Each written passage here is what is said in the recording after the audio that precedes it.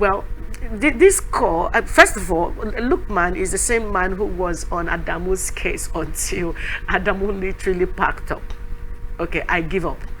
Now he's back again to say, someone was making a joke, and someone was saying it's clearly because Adamu and Usman, Adamu and Ganduje look alike somehow. Maybe that's what the problem is. But on a serious note, this zoning arrangement, whether within the party or outside of the party, how much of this, I want to start by asking, has favored Nigerians?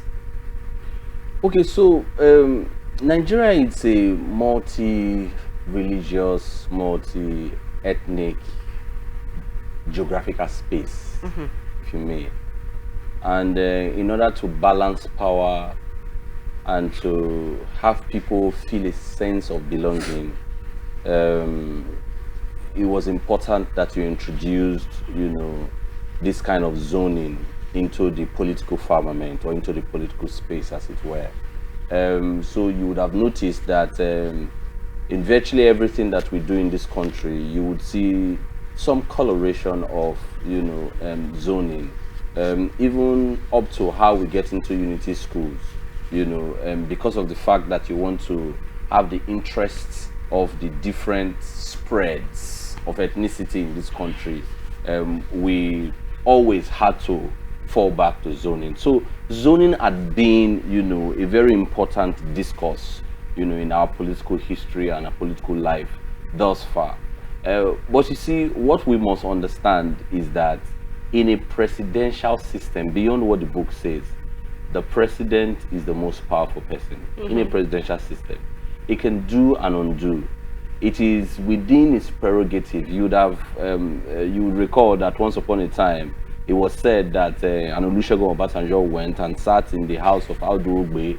They shared a meal together, and as soon as he was leaving, he gave him a paper and said, "Write your resignation." And Audu Ogbe never forgave him till today over that. So it tells you how powerful the president is. So all of these that we just heard from Lukman, they are what you would hear, some of the party faithful say.